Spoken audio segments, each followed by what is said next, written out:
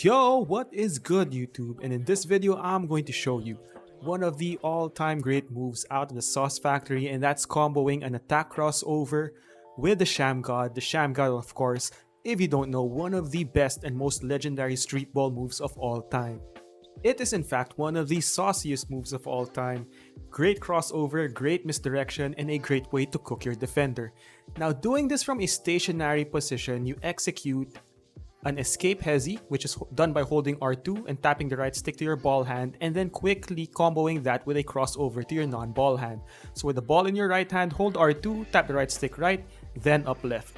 But to actually cook with the move, you have to be dynamic with your setup, and that's why we add an attack crossover. So with the ball in your left hand, hold R2. Tap the right stick upright to execute an attack crossover. Quickly release R2, and then hold the left stick down and to the right. I mean, just take a look at the quickness in which you're able to change direction. Mess with your defender a little bit. Get him thinking that your attack crossover is setting up an attack to the right and then quickly changing direction to the left.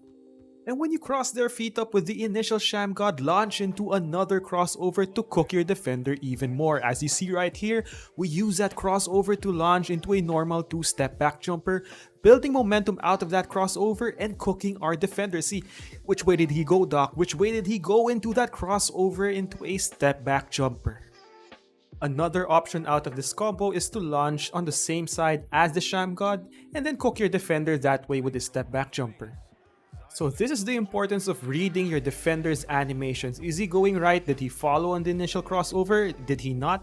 Then you take it to the left, attack, and then launch into a step back jumper or drive towards the basket.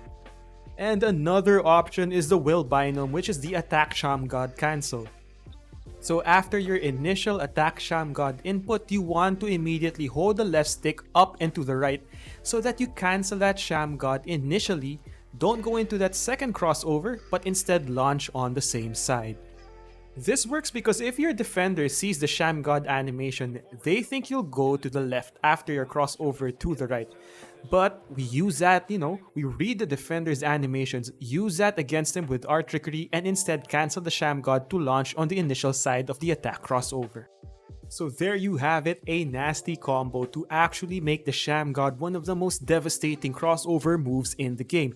Now we aim to be dynamic, adding that attack crossover instead of using the stationary Shammgod, and you can see how incorporating that attack crossover makes the move even deadlier and even more deceptive, so you can actually use it online.